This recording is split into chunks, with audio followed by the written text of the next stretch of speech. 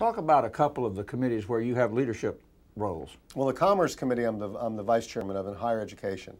And I wanted both those committees, I wanted to be on both of them. Commerce is obviously very important. Florida has lots of problems with its economy, and the Commerce Committee is really where we're supposed to be looking at a lot of these ideas, muddling through them and figuring out how to make our state a little bit better and a little bit more opportunity driven for our residents.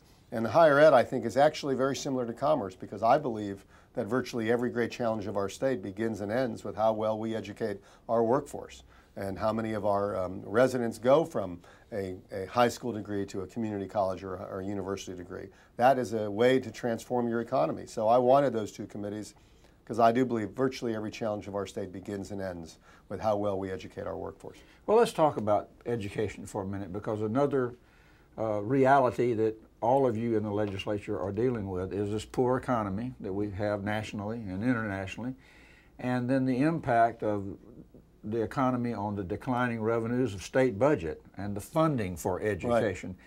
Right. How do you feel that you can get through this season without deep, deep cuts to education? Well, I think first of all, I've got a problem with the way that question is posed. All right. Because I don't think our goal is to simply get through the season. It's not to simply bail out the boat. We got to fix the holes that got us here.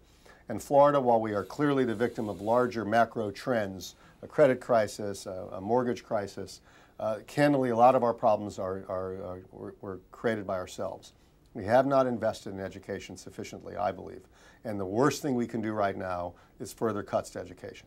The worst thing we can do is cut money out of K-12. The worst thing we can do is to make our community colleges less available to the people who are seeking new opportunities, which is exactly what we've been doing, which I think is unfortunate and why I haven't supported any of the budgets over the last few years.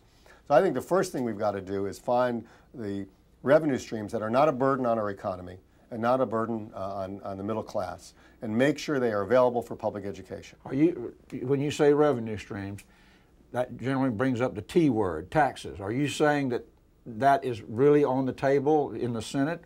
Are people really thinking about that? Absolutely. I mean, and Republicans and Democrats. Okay. And when they, if you want to call the tobacco tax a user fee, okay, and it makes you feel better, go ahead. But I don't think there's any question we need to be looking at closing exemptions and corporate loopholes, which have a lot of money themselves that are available.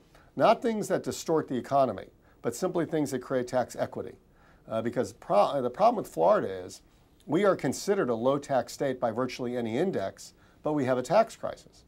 And that obviously means we have a crisis of equity, where some people or some businesses are paying too much, and other people and homeowners and other businesses are not paying enough, perhaps. So we've got to create the kind of equity in the tax burden that allows us to sufficiently fund our core services, but doesn't create a burden on people to live in a state that unfortunately has increasingly become a high-cost state. We're not the state of 20 years ago.